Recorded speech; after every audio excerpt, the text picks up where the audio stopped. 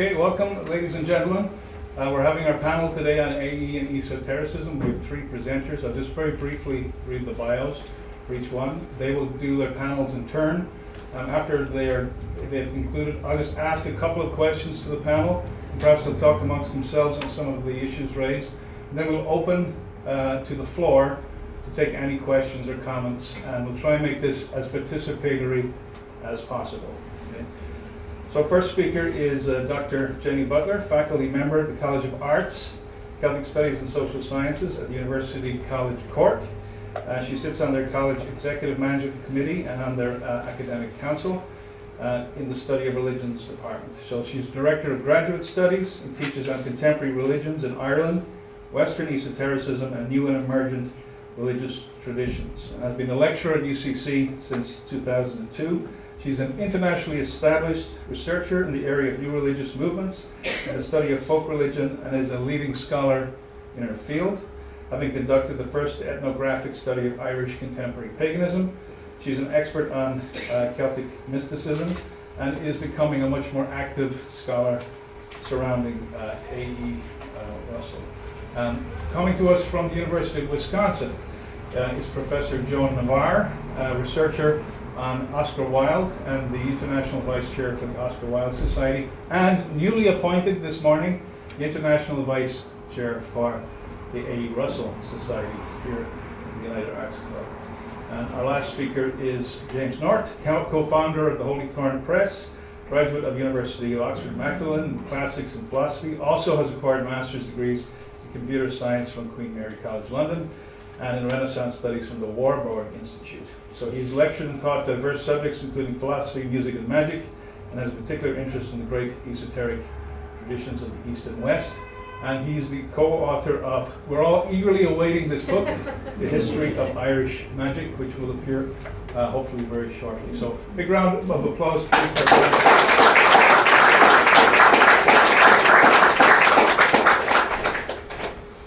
hello everyone.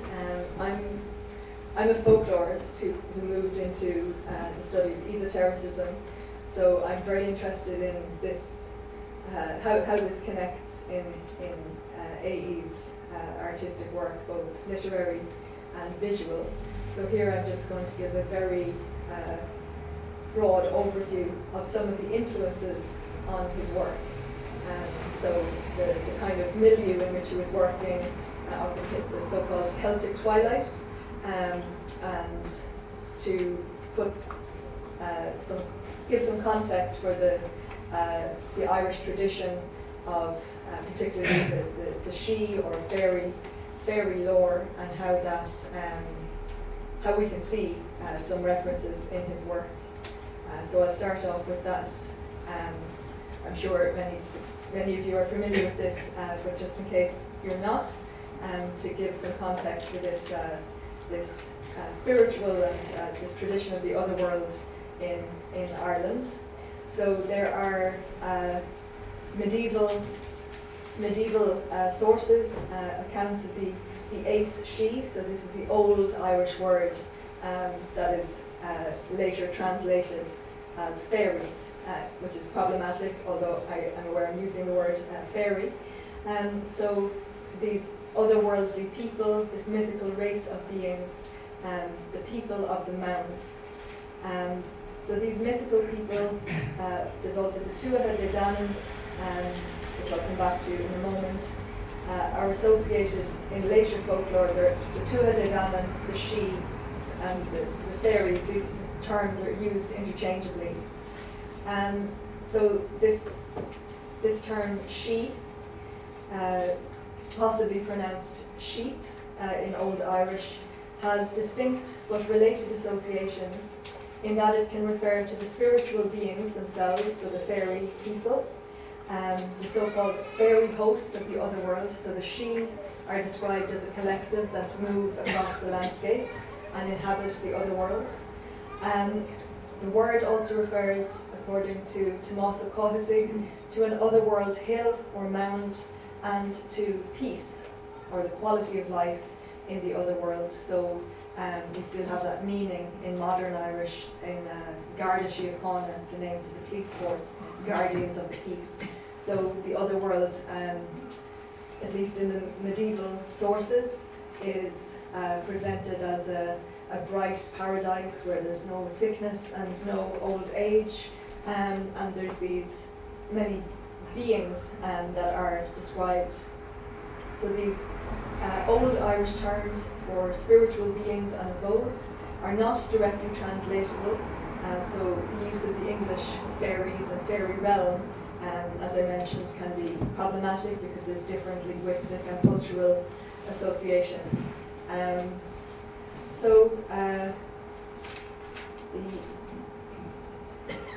There's various fairy places on the landscape. So as I mentioned, the Aes-She, or the people of the mounds, the fairies are given their name for the mounds on the landscape. This is a picture from Newgrange. So many pre-Celtic sites on the landscape are associated with the other world as being entranceways or portals, and the ring forts, which can be, some of them go back to the late Bronze Age, some are the Christian period. These are colloquially known as fairy forts.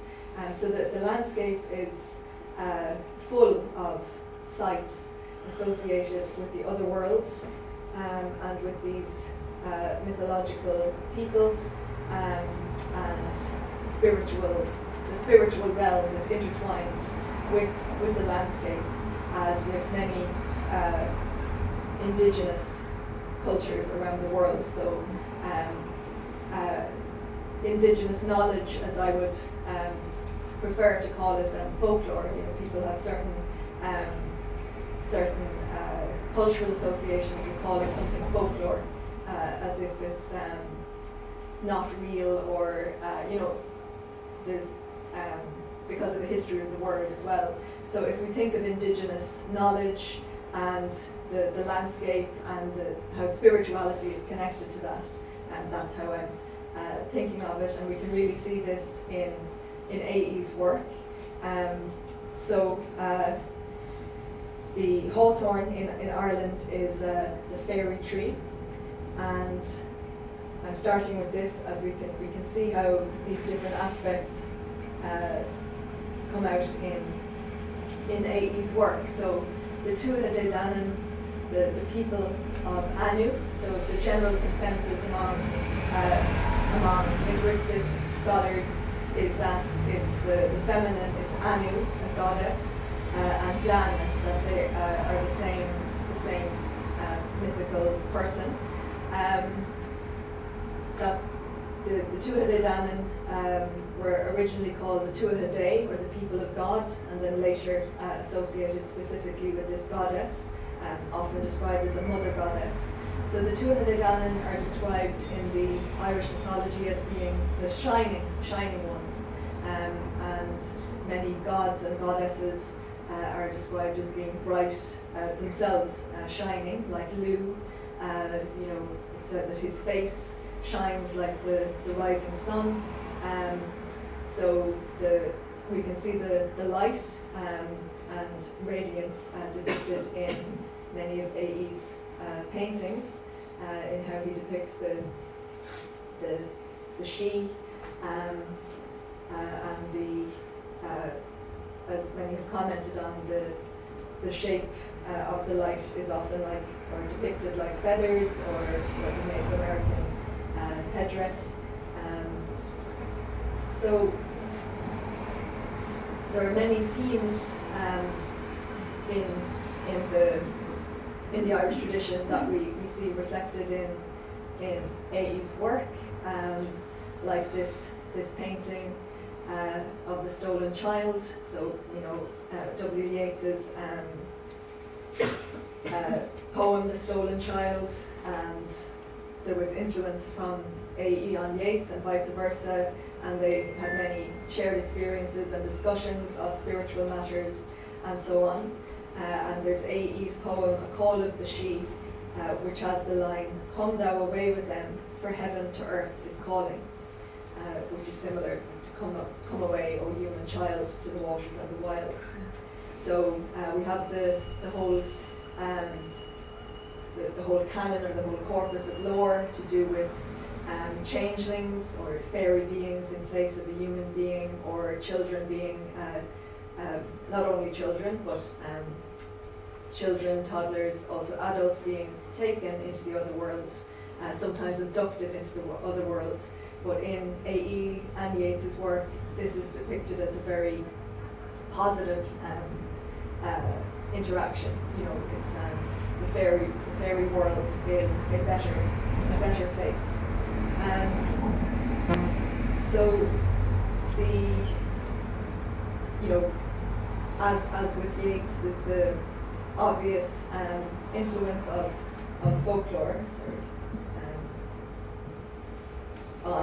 on his work and his worldview, and we can place this then in the emergence of the Celtic revival or Celtic Twilight, as it's called in retrospect after one of Yeats's story collections called The Celtic Twilight. So this period of the literary revival of the late 19th century, early 20th century, and all the artistic work, so obviously not just literary production, it was informed very much by folklore and also by intellectual and philosophical ideas that were circulating around Europe.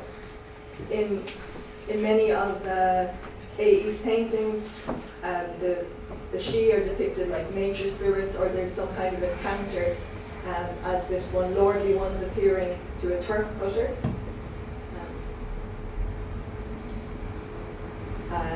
I think this one is called, if it's blank it means I wasn't sure of the correct title of the painting. I think this one is called The Woodcutter. So you can see the spirit in the tree. And Yeats and Russell in memoirs and in other sources, they talked about tree spirits. So tree spirits are significant in both their magical experiences and in their artwork. So there's many kind of manifestations or encounters in the paintings.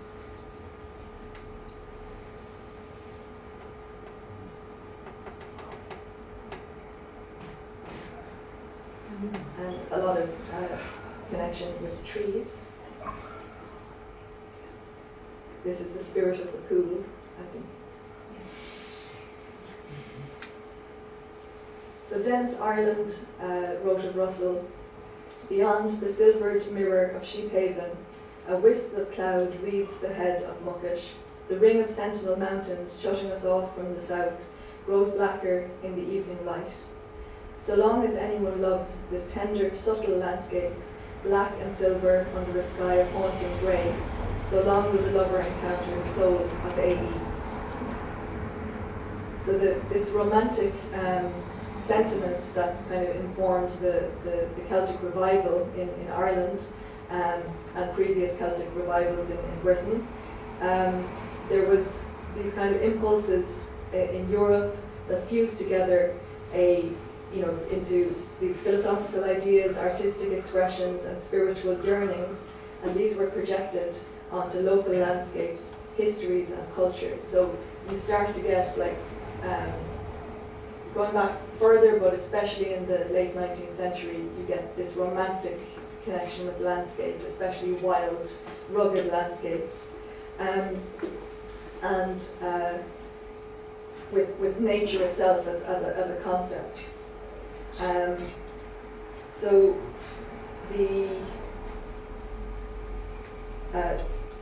many scholars have commented, Birgit Bransbeck, remarking on Yeats in particular, she says, "The folk to Yeats meant above all the largely illiterate people of the Irish countryside, peasants, farmers, fishermen."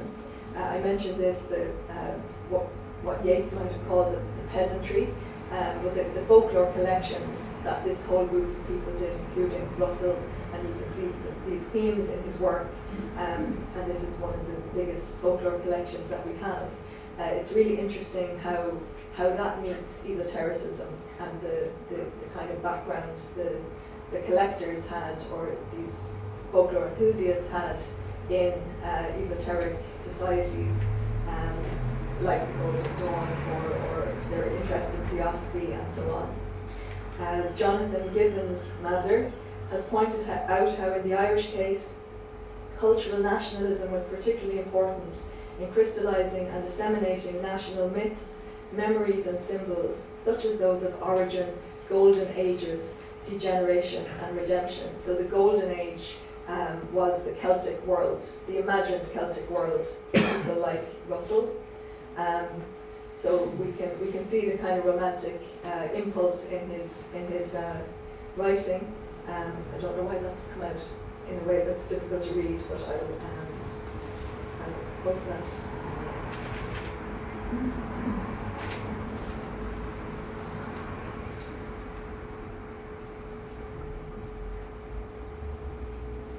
So this is a quote from Lorna Reynolds. She says, AE was inspired, as Yeats was, by the revelation of Irish mythology and by love of Ireland in all its physical manifestations.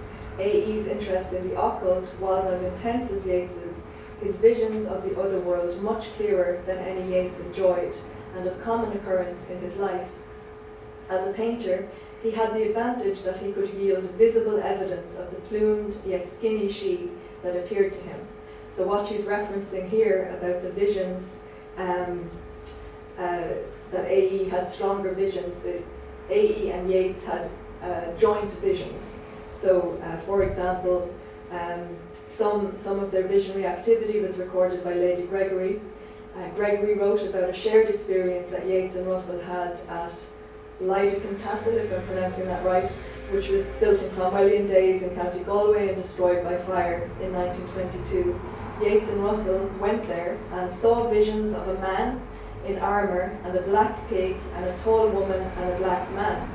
AE saw all of these things, but Yeats only saw some. So the partial vision was completed by AE when they discussed what they had seen, and they would argue about the meaning of the symbols in the visions. So,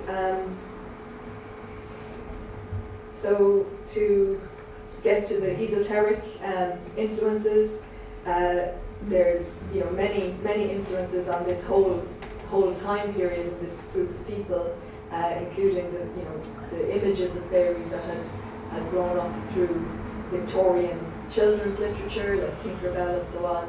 Also the Cottingley fairies case in 1917 also influenced generally people's understandings of what fairies are. But another big influence was coming from theosophy and the way Madame Blavatsky had conceptualized or written about different hierarchies of beings, different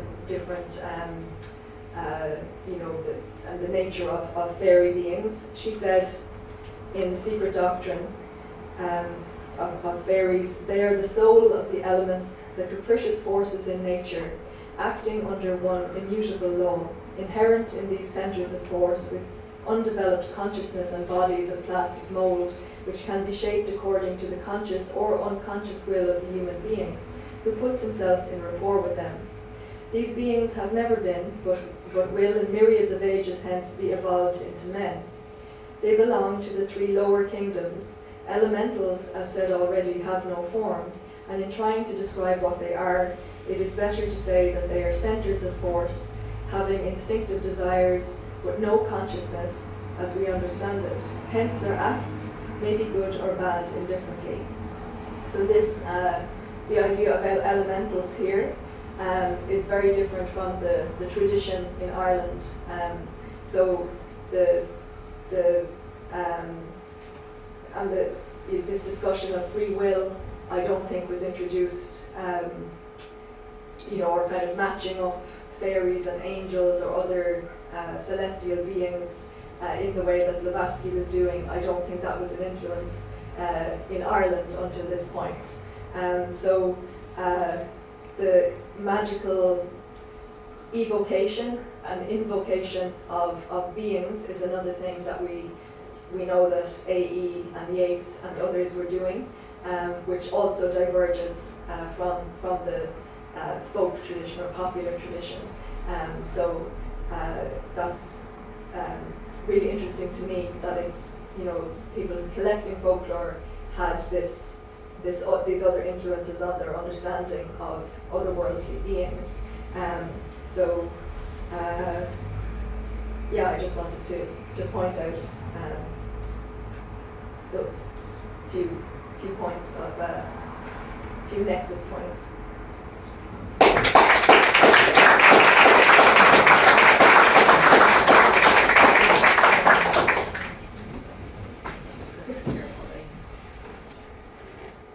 It is an honor to be here today at the United Arts Club in Dublin, and it's a real pleasure. Today we're going to celebrate the life and times of AE George Russell. In particular, we're going to look at Althea Gyles as a bridge between the worlds of AE and Oscar Wilde. My arrival here has been full of surprises. Less than 1 year ago, I did not recognize AE, nor did I know much about Althea Gyles. Upon reflection, however, I realized that both of these shadowy figures had been there all along. I simply could not see them. I had run across AE when studying the Irish literary Renaissance, in particular Lady Gregory's contributions. As for Althea Gyles, our paths first crossed over 2 decades ago in the London home of the late Alan Clodd, Dublin-born book publisher, book collector, and dealer. In addition to showing me his mint copy of the first edition of James Joyce's Ulysses, Alan showed me his extensive collection of the works of W.B. Yeats. He mentioned the name Althea Gyles. One after another, he pulled on first editions with covers designed by Gyles. I saw and held his copy of The Secret Rose, and I looked at what I held, a copy of The Wind Among the Reeds. I looked again at the book covers. They were luminous and mysterious. They were beautiful and unforgettable.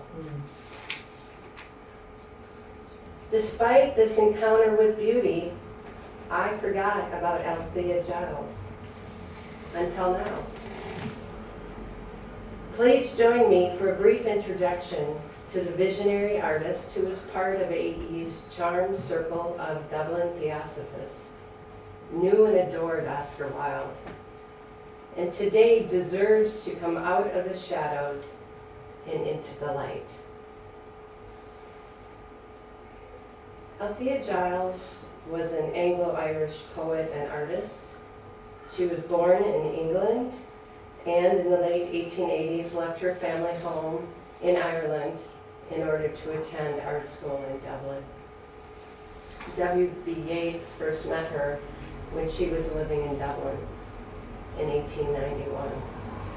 He described her as, and this is a quote, "a strange red-haired girl, all whose thoughts were set upon painting and poetry," end of quote.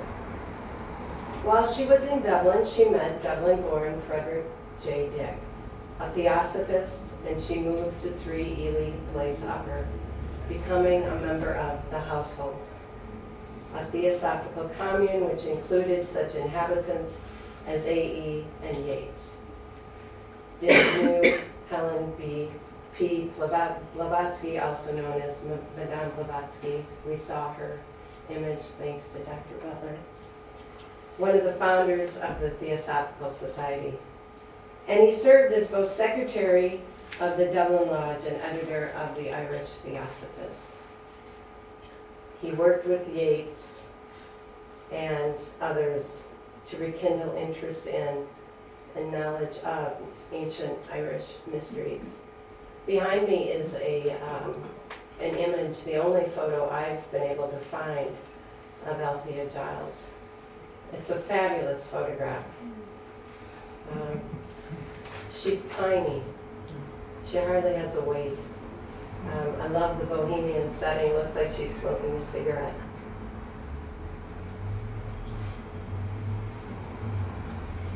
In case you haven't started unpacking Theosophy, I thought I'd show you their objectives here. What strikes me about their objectives, well, a number of things, is their inclusivity, their celebration of diversity, and recognizing that we all perhaps have abilities, a luminosity that maybe we haven't recognized. So the walls of 3 Ely Place, I think we heard earlier that we know there were paintings, lots of paintings going on. We have artists wanting to paint. Ely Place also had paintings, so we just toured a building that had paintings. This, we understand that the paintings were by AE and Yeats, and they were Blakean inspired. And they seem to show winged spirits and suggest the pilgrimage we're all on.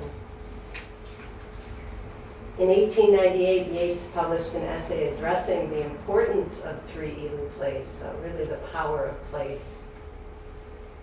It's an essay I encourage you to look up. It's easy to find online.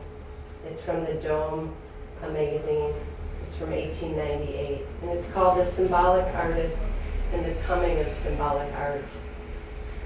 Yeats illuminates the importance of time spent in 3 Ely Place on Gyles's art and her life.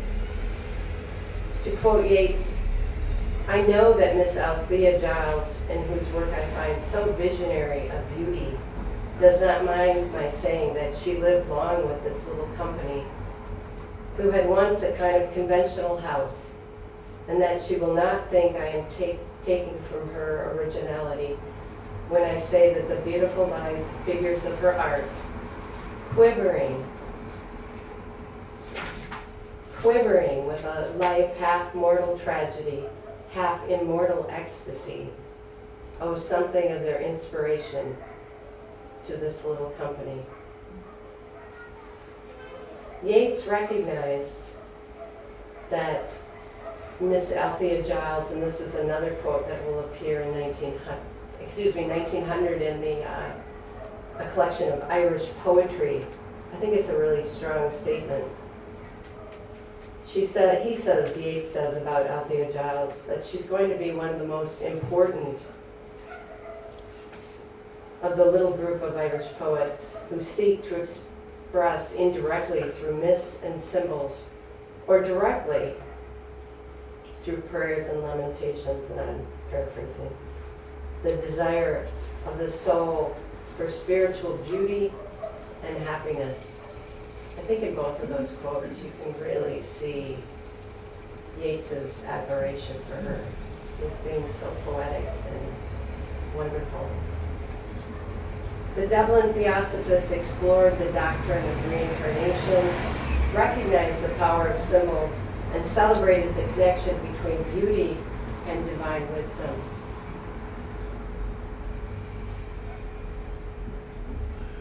Althea Gyles knew and adored Oscar Wilde. Love this photo of Oscar. I noticed One Marion Square has this in a nice color photo, and I was there yesterday, having just landed but had to run over and see. Both Gyles and Wilde understood the importance of beauty, and I'm using beauty with a capital B. When he lectured throughout the United States of America in 1882, the American press called Oscar Wilde, quote, the apostle of beauty. When he was in St. Paul, Minnesota, in San Francisco, California, Wilde addressed the contributions of Irish bards, and he celebrated beauty. In the preface to the picture of Dorian Gray, Wilde writes, The artist is the creator of beautiful things. Starting in the mid-1880s, Wilde, his wife Constance, and his mother, Lady Wilde, associated with Theosophists. It is reported that the Wildes met Madame Blavatsky in London. In 1884, A.P. Sinnett, who headed the Indian branch of the Theosophy movement, visited England and met Constance Wilde. He read the palm of her hand. Wilde, in turn, had his hands read by a palm reader recommended by Sinnett. Wilde allowed his hands to be drawn and recorded for posterity. Beneath the diagram of his hands, he wrote a phrase in French. And that phrase translates as follows: "Nothing is true but beauty." And he used a capital B.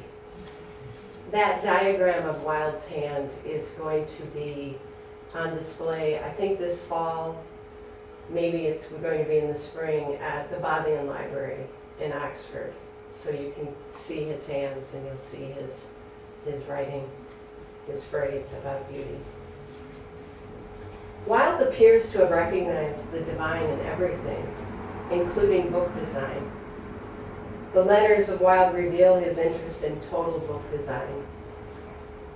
For example, while working on the illustrated edition of his play Salome, illustrated by Aubrey Beardsley, Wilde discusses the paper, the font, and even the fabric of the book cover. Wilde viewed books as being alive and animated. In a letter to Frances Forbes Robertson, the British painter, actress, and novelist, Wilde writes to congratulate her on her marriage. And here's what he says: "I have nothing to offer you but one of my books, that absurd comedy, The Importance of Being Earnest. But I send it to you in the hopes it may live on one of your bookshelves and be allowed to look at you from time to time. Its dress is pretty. It wears Japanese vellum and belongs to a limited family of 9. It is not on speaking terms with the popular edition. It refuses to recognize the poor relations whose value is only 7 and 6 pence." In another letter to a different friend, Wilde discusses his illustrated edition of Salome. And this is a direct quote: "I have no fear but that Salome will find her way to that delightful library you have let us know of, and if she be not too Tyrian in her raiment, be suffered to abide there for a season. I could desire for her no pleasanter place to live in, and I know that you have a welcome always for things that aim at beauty. Should she try to dance, a stern look from a single tome by an 18th century writer will quell her. For common sense she has none, and reason, a faculty which I'm glad to say is rapidly dying out, affrights her terribly." Gyles and Wilde both created and admired beautiful books. Gyles knew and adored Wilde, and 4 years after his passing, she illustrated his poem, The Harlot's House. She met Wilde while he lived in Paris near the end of his life. Throughout her life, Gyles created Theosophy-inspired art. She wrote stories about reincarnation, including an unpublished novel tentatively titled Pilgrimage. One of her characters is an Irish painter who appears to be modeled after AE. The narrator proclaims, "What is love at first sight, but love remembered?" Gyles also wrote a short story called A Woman Without a Soul. The manuscript, housed at the National Library of Ireland, offers echoes of Oscar Wilde's picture of Dorian Gray and his fairy tale, The Fisherman and His Soul. The letters of Oscar Wilde reveal Wilde's admiration for Gyles. In February 1900, Wilde writes to Leonard Smithers, publisher to the Decadents and one of Gyles's friends, "How is Althea?" Has she still the green wand? Wilde wonders if she is still creating her lovely, strange illustrations. Wilde's poetic language is multi-layered. Green suggests Irish, exotic, mysterious, as in green carnation. Wand suggests magical, transforming, and by extension, her pen, pencil, or brush. In 1904, Gyles submitted a collection of her poetry and desired to dedicate her poetry, quote, to the beautiful memory of Oscar Wilde. The collection never appeared due to the publisher's objection to her dedication. The publisher desired to erase the word beautiful. Gyles refused to accept this and withdrew her collection from publication. Gyles stopped drawing, occasionally published pieces in the periodical press, and lived until 1949. She becomes difficult to trace. Letters to the editor during the 1920s, however, exist and are telling. They reveal kindness and a love of animals and all living creatures. One newspaper article from 1923, it's a Folkestone newspaper, so she's in England, records that she is serving as representative of the Council for Justice to Animals. She contributed to legislative reform. She helped with bylaws that ensured more humane treatment of animals. In numerous letters to the editor, she calls for the humane treatment of animals. So here is it's a last paragraph of a long letter to the editor. And I'm just going to call out the ending where she says, I cannot do better than conclude with these lucent words. And then she has a quote, follow the path of duty, show kindness to their brothers, and bring them not into suffering. And I think it also shows you Gyles, the poet, her use of language, that she uses the word lucent, shining, bright, luminous. Althea Gyles has been largely forgotten. However, there has been a recent reawakening. She deserves to come out of the shadows and into the light. Wilde called Gyles, quote, an artist of great ability. Leonard Smithers described her illustrations for the Harlot's House as 5 weirdly powerful and beautiful drawings. Robert Sherrard, an early Wilde biographer, lists her in the index as, and here it is on the slide, Gyles, Althea, Miss, a genius. Isn't that fabulous? According to Kristen Mahoney, an academic from the United States, Gyles has been largely forgotten, but she was considered by many to be one of the most interesting illustrators and book designers working at the turn of the century. Within the last 3 years, The Green Book, a Dublin-based literary magazine focusing on Irish Gothic, supernatural, and fantastic literature, has featured the art and poetry of Althea Gyles. For example, I encourage you to see The Green Book, issue 17. They have the Oscar Wilde, Gyles's dedication to Oscar Wilde. They restored it. So we have the beautiful memory. And I'm looking out at the audience and seeing the editor of The Green Book. Brian is here, Brian Showers. I want to thank you, Brian, for really helping me with my research, but also helping spread the word about this amazing artist. I'll give you one more plug, Brian. I'm going to tell the audience to look at issue 19. That is covering Irish theosophy. And what they say, Brian says, is that this issue is, quote, haunted by Gyles on almost every page. Holy Thorn Press founded by Sally North. Where is Sally? There she is. And James, you're right here, has a forthcoming publication, 2024, called The Alchemical Rose, Althea, Gyles, and W.B. Yeats. Sally North, the author, has discovered a previously unknown artwork by Gyles, and this will be included in the book. And we'll have Q&A, and we all look forward to hearing more about this. So, to conclude, Althea Gyles bridges the worlds of AE and Oscar Wilde. She was a member of the charmed circle of Dublin Theosophists. Wielding her green wand, she opened doors of perception. She was a visionary artist who saw the divine in everything. She believed in reincarnation and spiritual evolution. Her pursuit of beauty sets the stage for future explorations of her radiant art and life.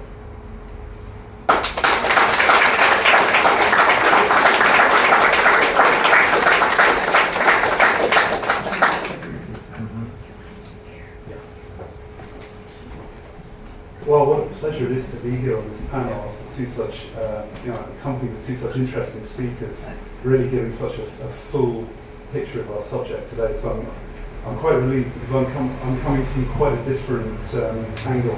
In fact, a different angle from the one I've come out when I've spoken about AE before. So I've often spoken about them from the perspective of theosophy, Theosophical Society, or his mysticism and his vision in relation to his poetry, or in fact the whole range of words we're used to using kind of interchangeably, like mysticism, occultism, vision, and so on and so forth. And it's good that we treat all these things together, especially because for so long these weren't things that were talked about in respectable company, and with the AE Society finding, I think, the importance of vision to these great artistic geniuses like AE, Yeats, Althea, Gyles is coming to the fore. But I wanted to take the topic for this panel at its word, as it were, and talk about esotericism, which is not necessarily the same as any of the words that I've just reeled off. In fact, it meant something quite specific to groups that AE or Yeats would have encountered at the time, who would have thought of themselves as esotericists. So I thought, for a change, I was going to try and portray esotericism as it was to its practitioners synthetically. So, excuse me, I'm just going to, so Pythagoras.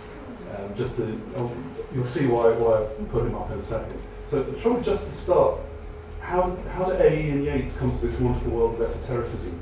I think there have always been people who from their early youth were dissatisfied by the answers given by secular and religious authorities, church, state, their schools. And if they discover by chance that great figures, including leading intellectuals of the past, shared their feelings, their search for something more, or even had a systematic philosophy relating the seen and the unseen, they will not rest until they found sources of the secret knowledge from books, or ideally from personal contact with those who are further along the path. And there have always been groups devoted to these things, and teachers willing to take on and train seekers. And this is why I wanted to show Pythagoras, because this is something that's been lost from our culture for a long time, that Pythagoras is taught to us in primary school or secondary school as, for Pythagoras' so-called theorem, which he didn't discover, by the way, or possibly for music theory. But Pythagoras was also an occultist and an esotericist, and he led really an esoteric school, which had one of its main centres in Sicily, Crotona. And he exemplifies how at ancient Greece, in its height, science and philosophy and religion were studied together, and they were studied as part of the way of life.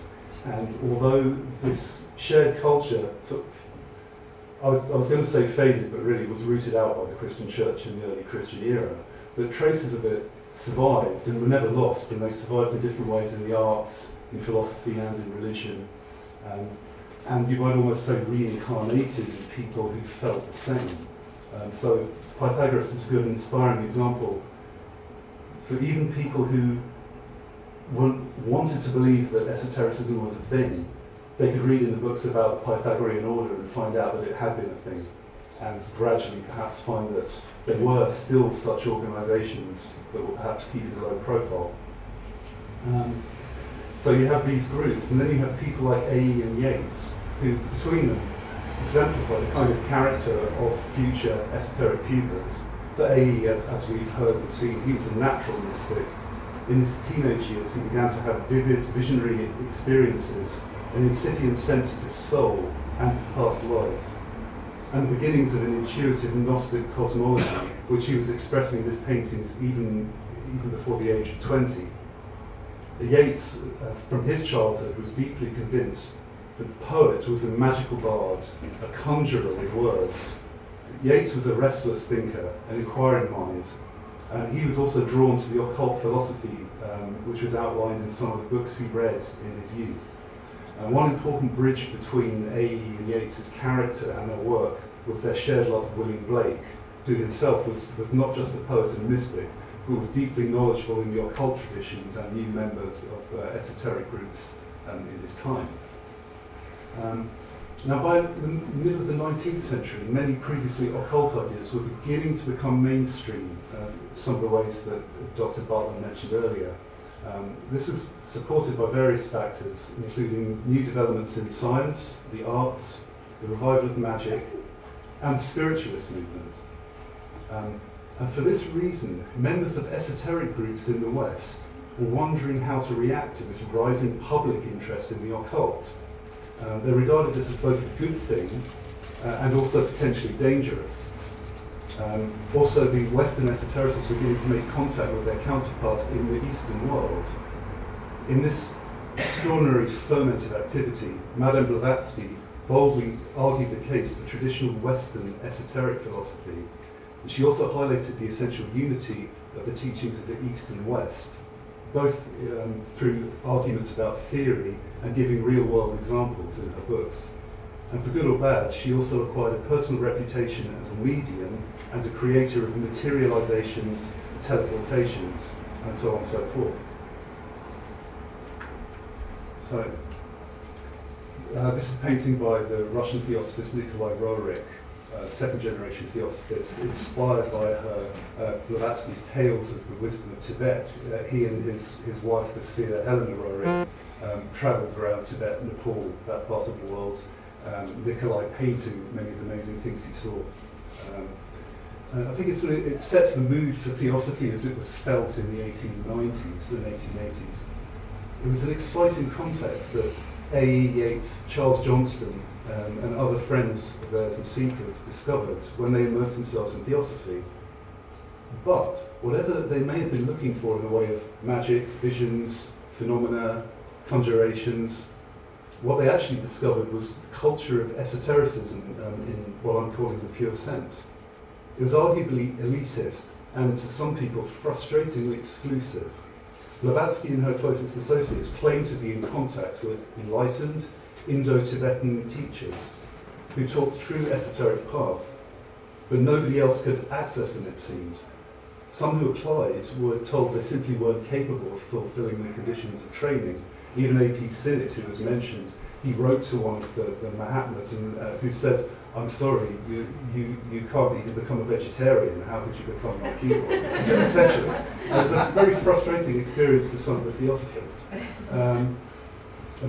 So they learned that Blavatsky knew all about magic and occultism, but she discouraged him in many others, and she criticised the other Western magical groups known to her. Natural clairvoyance was not approved of often in theosophy. It was said that self-tutored seers were incapable of seeing correctly on that astral plane because they inevitably coloured the facts with their projections and their preconceptions. Now, if you possessed magical and psychic talents, that was great, but you had to be prepared to sacrifice them all in exchange for a life of rigorous meditation. People joining the Theosophical Society were told the real goal of theosophy was, as you saw in the first objective, Dr. Navarre showed, was to work for a kind of global spiritual utopia, a universal brotherhood of humanity without any distinction of sex, caste, colour or creed. A very idealistic goal. So this ideal, this ascetic life of study and meditation and service was very inspiring to some, but it was frustrating to others who were looking for proof of the supernatural. So this is probably the right moment to step back and explain this concept of esotericism that I'm outlining here. Because esotericism is not just the esoteric philosophy, and it's certainly not just occult practices. In traditional esotericism, both from the East and the West, the philosophy and the technical information was the preliminary, but it was less important. Esotericism, to the groups I'm characterising, was above all a way of life. In the theory, pupils were told about all the elements of occultism, the subtle body, planes of existence, gods, angels, daimones, reincarnation, the power of mind over matter, all these things.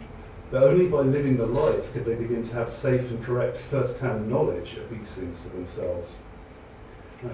If you imagine being a student in a group at that time, it being something like doing a combined university degree in philosophical theology and quantum physics, while also living a monastic life of purity, meditation, asceticism and service, it's a slightly bizarre but actually a very good analogy for esoterics as Blavatsky and also various of the Western esoteric orders at the time saw what they were trying to do. So in that sense, esotericism doesn't really need to be kept secret. You could shout it from the rooftops, and Blavatsky did, and it would mean absolutely nothing to someone who hadn't had the relevant experiences. And in that sense, you'd also say it's not elitist. It's more that very few people statistically are going to have the interest, patience, the ability, motivation to study and practice these things. So as you can see, esotericism, in one sense, it's all to do with mysticism, visions, fairies, occultism. In another sense, it's a slightly different thing. So this austere and perhaps discouraging attitude was very traditional, and Blavatsky laid it on for her pupils. But despite it, Theosophists carried on pestering her for occult training.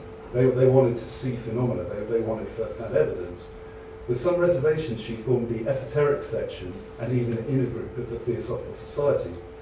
This involved binding pledges and rules for life, including vegetarianism, celibacy, no alcohol, although these are actually kept or not kept to varying degrees by high-up Theosophists.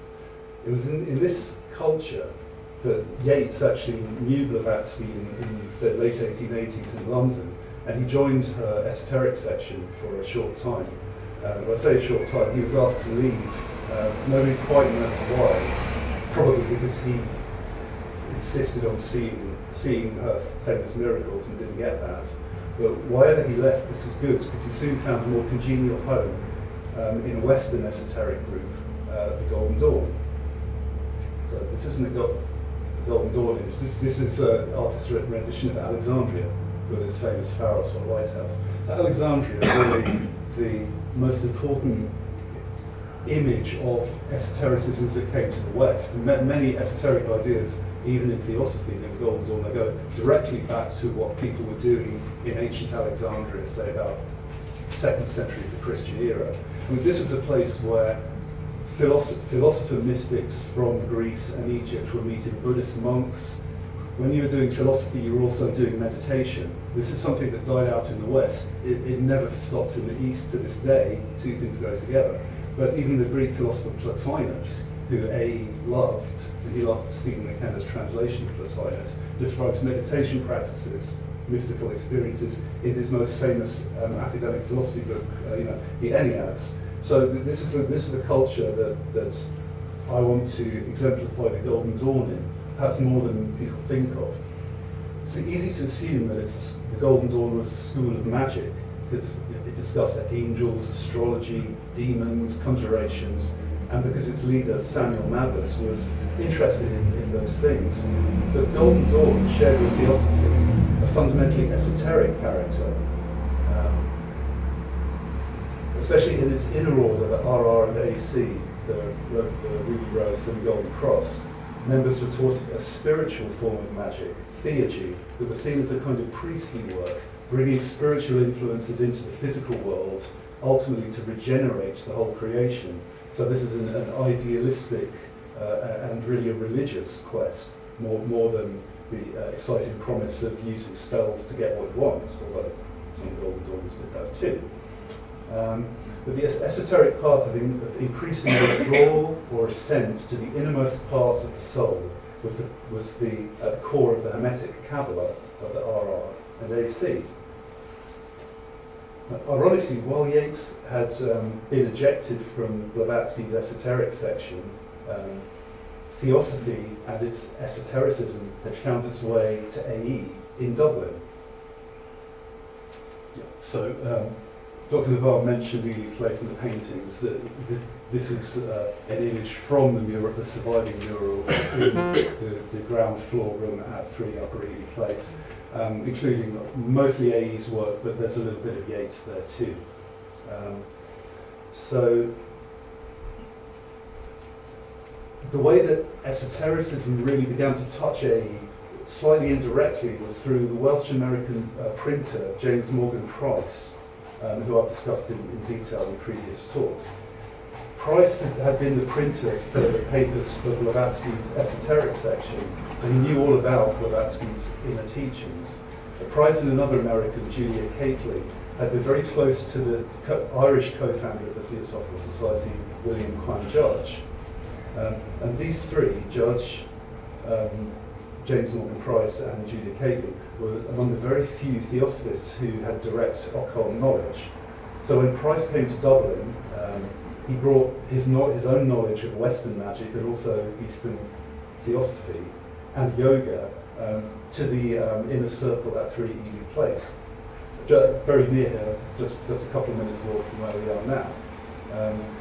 It really was more than anything like a kind of ashram in a Dublin townhouse, like a small spiritual school. There were vegetarian. There was a vegetarian restaurant next door. Celibacy was expected for the people that lived there, and there was this rather earnest mood, prayer, study, and service. Also, all focused around the Irish Theosophist magazine, which was the in-house magazine being published there. There were some very light moments. So Ella Young's Flowering Dusk, her autobiography, contains some wonderful details of the fun that was had in 3 Ely Place. But it was very much a spiritual school or centre, and AE was, as it were, the leading figure for most of the time he lived there. Althea Gyles in the top room, and it's an extraordinary household. So Price brought occult knowledge such as the use of subtle energies, prana, as it's called in Indian philosophy, the astral body, the chakras, kundalini, all these terms that weren't really known in the West, and they were only really known to theosophists who had access to Indian gurus who talked to them about these things. But Price brought this knowledge to AE. Very exciting for AE. He loved the Indian scriptures, he was practicing meditation, he was now getting esoteric secrets, and the use of those is recorded in his book, The Candle of Vision. And if you actually know what he's talking about, and you penetrate through the poetic language, he speaks of his quest to light a candle at his forehead, the candle of vision. He's actually describing the third eye in Indian yogic terms, and he describes in very clear language in the candle of vision the rising of the kundalini and what happens. The kundalini is described in Indian yoga as being a subtle energy that rests at the base of the spine. And if you know how to awaken it, it rises up through the spine and into the head, and then creates a kind of aureole. And when that happens, there's a moment of illumination. So you'll see that AE's she, or also the two that are down more accurately in this context, often have this dragon crest, as he calls it, or this aureole around his head. And AE in the Candle of Vision says that the two are actually humans who became gods through magic. So in other words, they have raised the Kundalini, and they now have this luminous crown. And so, whether this is in any way true of Irish law, this was the synthesis of Eastern teaching and folklore that AE outlines in the Candle of Vision. So just to wrap up really, having given some idea of esoteric elements and how AE reworked them, I'd like to emphasise that AE did not walk the esoteric path exclusively, far from it. As described in our forthcoming book, Dr. Sally North and me, A History of Irish Magic. Not the history of Irish magic, Patrick. There's only a history of Irish magic. We're not capable of writing the history of Irish magic. Not at all. No, I mean it's a humble title.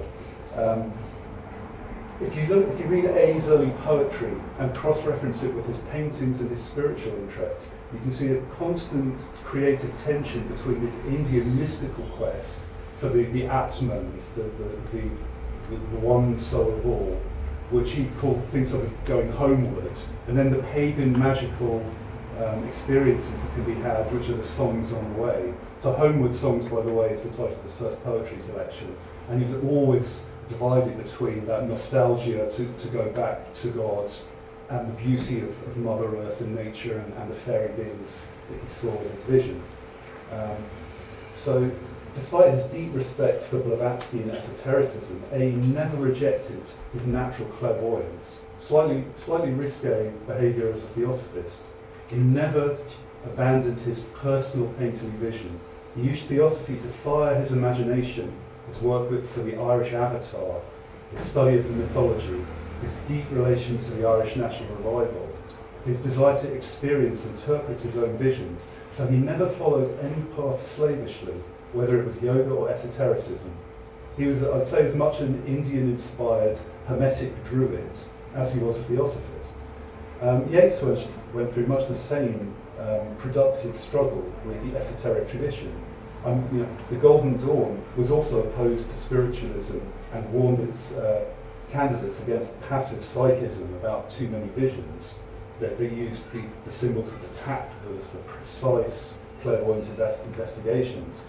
But Yeats wasn't dogmatic. He never lost his interest in spiritualism, telepathy, experiments, and in fact his great work, his magnum opus, A Vision, was born from his wife Georgie's automatic writing.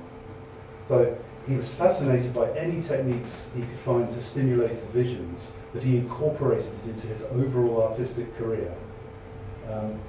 So Yeats's Rite of the Cauldron in his Celtic mystery rituals, which were very much aided by A.'s clairvoyance, contains a beautiful summary of what I'm talking about through a series of linked symbolic images.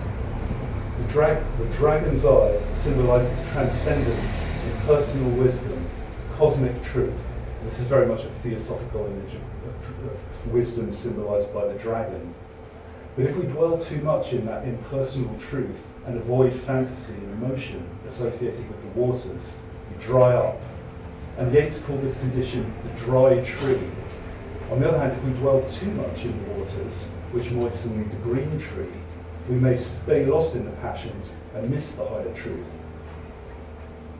And I think it's fair to say many students of these occult subjects, they soak up more information than they can use, become totally disorientated and confused in the mazes of the mind or in occult practices. Those of us who've seen this firsthand, we can see why Blavatsky counseled people to avoid too much experimentation, and why the Golden Dawn placed the attention towards angels and spiritual masters ahead of too much personal magic. But to conclude, what I think is really unique and wonderful about AE, and emerged so clearly from everything that's been said, is he took just enough esoteric theory and practice to stimulate his creative life and his secular career and make his own individual contribution. He always remained creative and productive. Combined with the inspiration of Eastern scriptures, he shaped his entire active creative career, fulfilling the theosophical ideals of cooperation and harmony for the good of the world. And I'm sure when he was doing that arduous work with the IAOS, trying to make cooperatives work and often getting discouraged, this theosophical objection of fraternity, of working together for the good of humanity, inspired his idea of the cooperatives. Even if a credit union or a bank didn't work, he was thinking for hundreds or thousands of years ahead in modelling the importance of working together. So I think that's an encouraging message for us all here. If we're drawn to or intrigued by esoteric philosophies, whether from the East or the West, you don't need to go the whole way and devote your whole life to the spiritual path like a philosopher monk. You don't need to join Pythagoras' order and take a vow of silence for 5 years and become a vegetarian if you don't want to. You don't need to become a monk or nun. AE shows us all how to bring esoteric ideas to life, to make great art and contribute to society. So we ignore the sources of AE's work if we downplay the influence of esotericism. However, we also misunderstand spiritual ideas if we forget they're meant to serve life and human flourishing and beauty. Really bringing beauty to all life is definitely core to AE's work. So it seems like a good time to wrap up. Thank you very much.